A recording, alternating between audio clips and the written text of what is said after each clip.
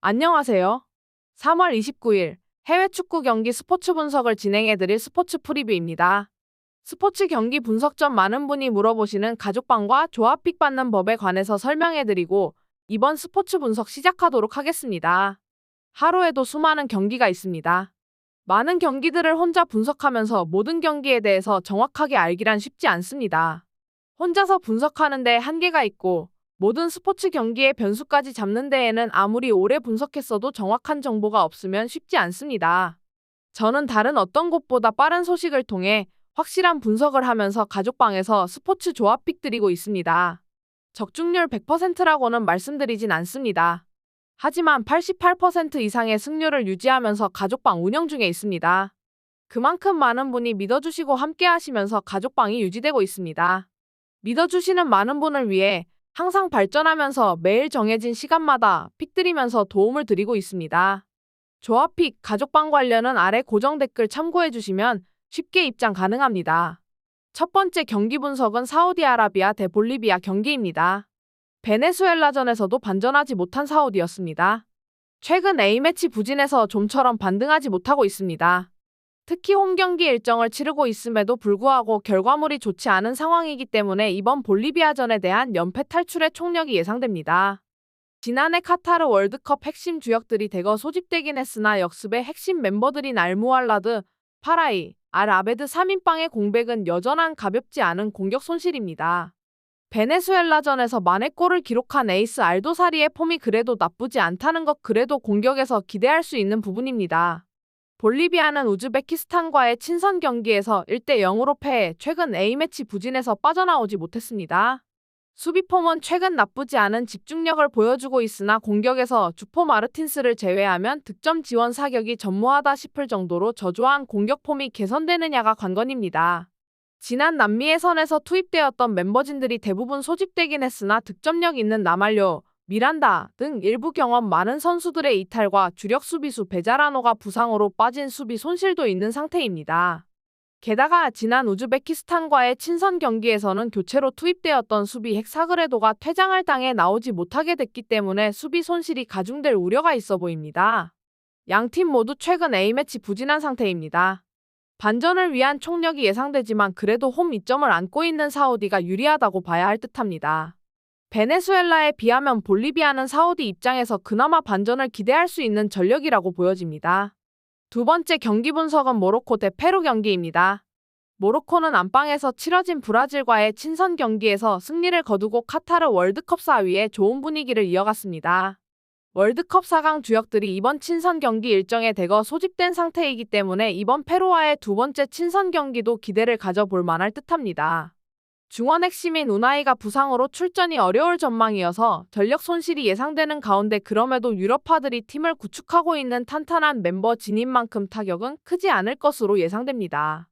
공격 자원들인 핵심인 지에흐, 부파리 브라질에서도 좋은 활약을 해주긴 했으나 전방에서 주포엔 네시기를 제외하면 아부바칼, 함달라가 대체 카드들이기 때문에 득점 지원 사격이 좋은 편은 아니지만 미드필드에서 한방이 있는 선수들이 많고 수비에서 빅리거들의 포지는 카타르 월드컵에서 안정적인 수비를 보여줬습니다.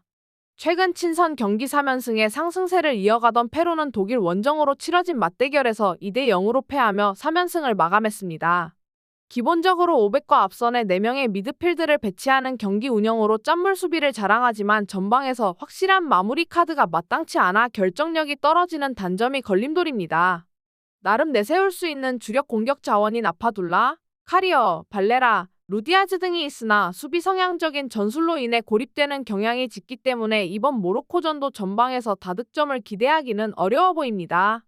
그럼에도 역습으로 철퇴 한 방을 날릴 수 있는 선수들이 미드필드에서도 플로레스, 페냐, 유춘 등이 있기 때문에 모로코의 공격을 묶고 한 방을 날리는 경기 운영이 나름 먹혀들 가능성도 있습니다. 스페인에서 치러지는 중립 매치업이기 때문에 모로코로서도 홈 이점을 살리기는 어려운 경기입니다. 페루의 그물망 수비 전술이 변수가 될 수 있기 때문에 범위를 넓게 볼 필요는 있으나 유럽파들이 즐비한 모로코의 전력이 객관적 우위에 있음은 부정할 수 없을 듯합니다. 세 번째 경기 분석은 캐나다 대 온두라스 경기입니다. 나다는 이번 대회 시조에서 2승 1패로 1위에 자리해 있습니다. 이번 A매치 기간에는 공격수 호일렛, 카발리니 등 노장 선수 일부를 제외하고 젊은 선수들 위주로 세대 교체를 진행 중입니다.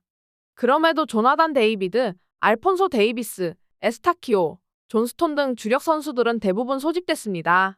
퀴라소 원정에서 2대0 완승을 거두며 기세도 나쁘지 않습니다. 온두라스도 마찬가지로 2승 1패를 기록 중이지만 골득실에서 뒤진 채 2위입니다.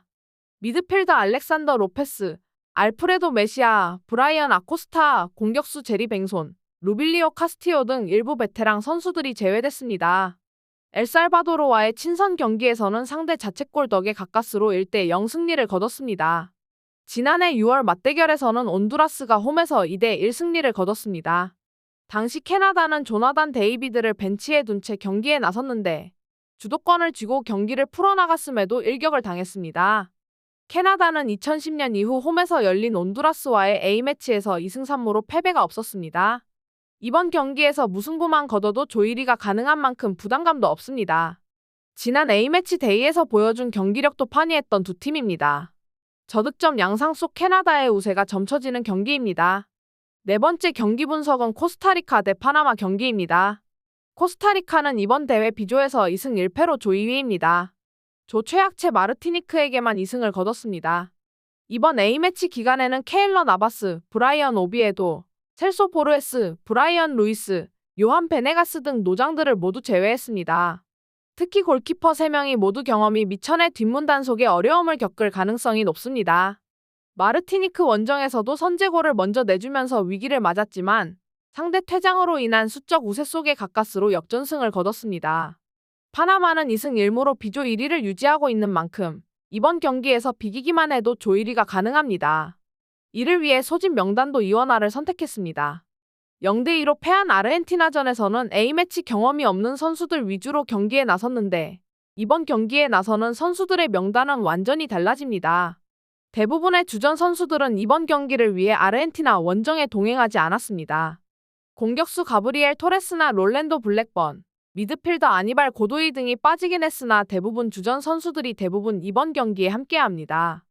최근 10차례 A매치 맞대결에서는 파나마가 5승 2무 3패로 우위를 보였습니다. 이번 대회 첫 맞대결도 파나마가 홈에서 2대0 승리를 거뒀습니다. 다만 지난해 월드컵 예선에서는 코스타리카가 홈에서 1대0으로 이기고 원정에서는 0대0으로 비기는 등 만만찮은 모습을 보여줬습니다. 조 1위를 위해 코스타리카가 홈 이점을 살려 공격적으로 나설 가능성이 높지만 뒷문이 너무 부실합니다. 다득점 양상 속 무승부가 유력해 보이는 경기입니다. 이번 스포츠 분석 3월 29일 해외 축구 경기 분석이 도움이 되셨으면 좋아요와 구독 알림 설정까지 부탁드리겠습니다. 가족방 참여, 조합픽 관련된 정보는 아래 고정 댓글을 참고하시면 받아보실 수 있습니다. 지금까지 시청해주신 모든 시청자분들 감사합니다. 다음 영상에서 더 정확하고 좋은 정보로 찾아오겠습니다.